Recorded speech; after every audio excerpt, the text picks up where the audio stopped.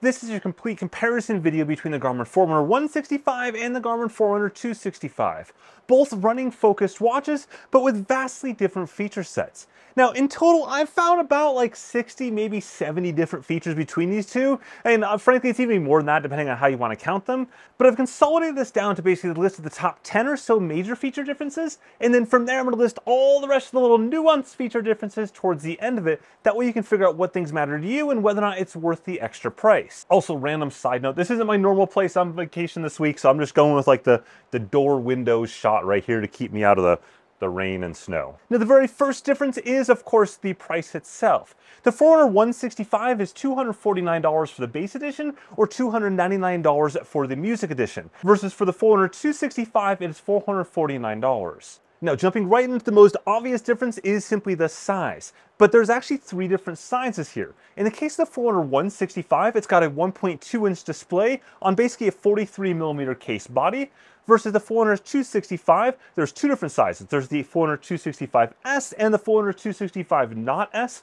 The S has a 1.1-inch display on a 42mm case, versus the Not S has a 1.3-inch display on a 46mm case. Here's the weights on the screen right there.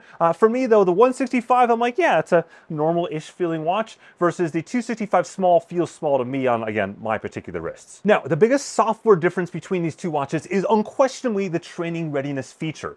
Training readiness is something that Garmin has on the Forerunner 265, but also on the $300 Garmin Instinct 2 series. But nonetheless, what training readiness does is it's an umbrella set of metrics, but it ultimately gives you a score each morning that when you wake up, and that score changes throughout the day, and is literally your readiness to train number.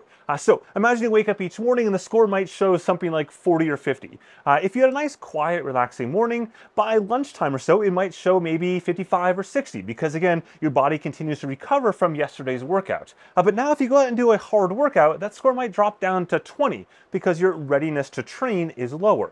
Now there's a bunch of different factors in that. It's the sleep, it's your stress, it's your total training load after the last little while, but all these factors give you this umbrella score that changes throughout the day based on what you're doing. I find the score pretty darn interesting to look at, and it's generally like a good ballpark gut check, if you will, as to whether or not I should train that morning, but it isn't necessarily the only factor as to whether or not you're going to train. Now just a quick note though, if you are finding this video interesting or useful, if you could just hit that like button or subscribe, it really does help out the channel quite a bit and makes my time standing outside in the cold here a little bit better. Now the next component is training status. Training status is sort of like the counterpart, if you will, to training readiness. Training readiness is looking at, are you ready to train at that moment in time on that day? Versus training readiness is looking at more like from a coaching perspective, in that do you have the right allocation of workouts? In other words, do you have the right amount of high intensity versus low intensity workouts? Do you have too much workouts time over the last little while, and so on? Training status is not on the Forerunner 165, but is on the Forerunner 265. Of course, training status depends on the next feature, which is training load. Training load in this case is actually divided up into a bunch of different buckets. The first piece is the per activity or per workout load. That's looking at that particular workout you did and saying this has a total load of say 100 or 200 or 53 or whatever the case may be. And that's largely based on your heart rate intensity zones. And essentially, the more intense the workout is, the higher that particular load value was and the longer it is. From there, that rolls into acute load. Acute load is looking at your last 7 days of total load. In other words, just take up 7 days of those workouts, add them all together, except that acute load will weight the most recent workouts more heavily. So if I did a long 20-mile run yesterday, that's going to have a much heavier impact to me than my long workout from 6 days ago, because again, it's just yesterday. I'm going to feel that more. And the same is true of acute load. In addition to acute load, there's basically the 28-day load, as well as the load focus. And that's showing essentially the breakout between high intensity workouts and lower intensity workouts, like kind of that like overall balanced diet of things. And then load ratio. And load ratio looks at basically the last little while's worth of workouts compared to your historical average, and essentially decides whether or not you're ramping up too fast or maybe you're kind of falling behind a little bit. And again, none of those features are on the Forerunner 165. It only has the recovery time, just as the value of hours, as well as the training effect, showing you basically what kind of category of workout that was and where it might benefit things. Now the next feature is something I'm pulling out of the overall sport profiles and putting here because I think it's pretty important, which is there's no multisport or triathlon mode on the Forerunner 165.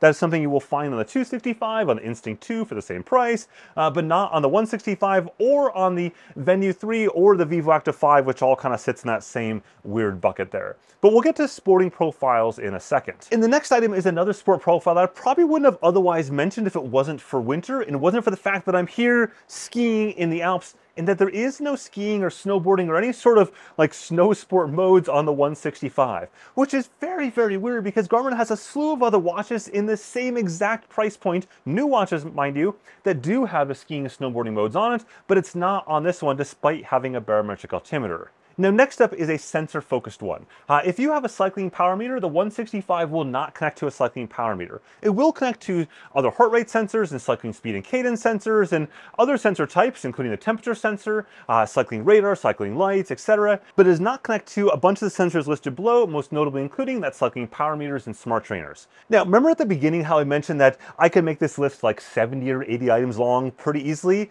This is how I make it 70 or 80 items long. Because if you compare these two sport profile lists, the 265 has way more sport profiles than the 165. And I get it. That's how Garmin like differentiates things and how they make more money. And I'm not like begrudging to that in the grand scheme of things, despite the fact that I just begrudging both the skiing and the multi-sport ones because they're near and dear to my heart. But nonetheless, those are all the sport profiles down below, and you can kind of figure out which ones are on which lists. There's a lot of them missing, especially around the team sports and things like that. That said, keep in mind that Garmin is frequently adding new sport profiles, especially to like the 265. It has got a boatload of new sport profiles over the last year. I'd say like at least 25, maybe 30 new sport profiles since then. Of course, it's still young for the 165 to see what that update looks like and what new sport profiles it might get over time. Garmin does have a quarter release cycle for new sport profiles, and maybe we'll see some of the ones I've just complained about added into the 165 down the road. Next, the 165 lacks dual frequency or so-called multi-band GPS, as well as SAT-IQ that's kind of part of that whole thing. In a nutshell, multi-band or dual frequency GPS is a much more accurate version or GPS that essentially connects to more satellite types across different frequencies. That's primarily useful in very hard GPS environments. Not even like these trees behind me, that's actually not that hard in the grand scheme of things, or even the mountains behind me for the most part. It's really up against like steep cliffs or in downtown urban environments with lots and lots of buildings. It doesn't have that mode in the 165. But as you saw in my review, which is linked up above there somewhere on the 165, frankly, it doesn't matter. Garmin's non-multiband or non-dual frequency GPS is so good. It was beating their multiband competitors from Apple and Chorus, or at least matching in some of those cases as well, across the board, and matching the multiband on both the Epix Pro I was using as well as the Forerunner 965 I was using. So I wouldn't worry about that. The only place I would worry about it is if you lived like in Manhattan, in the buildings, and did your runs every single day with 70 or 80 store buildings next to you, then you might see a difference. But frankly, Garmin is so far ahead of their competitors for non-multiband that I don't think it's a core reason to go out and get this watch for just that feature alone. Also, the 165 doesn't have Garmin's SAT-IQ feature, but that's because it doesn't have multi-band. That feature basically switches between multi-band, which burns more battery, and non-multi-band, which burns less battery, automatically depending on what you're doing. Super cool stuff, huge battery saver, but it doesn't matter since it doesn't have the multi-band on this watch. Next, there is battery life. And these are minor differences. Again, giant charts on the screen right now. The key thing that you really care about here is your standby watch time. In the case of the Forerunner 265, you basically get an extra day if you're in always on mode, or an extra couple days if you're not in always on mode. In the case of GPS workouts, you're gonna get a couple extra hours on the 265, and actually even more hours on the 265S, the smaller edition, because the 265S has the exact same battery as the bigger 265, but has a smaller display, so it burns less battery life. Now, remember at the beginning how I mentioned there's a lot of little things that are different between these two watches?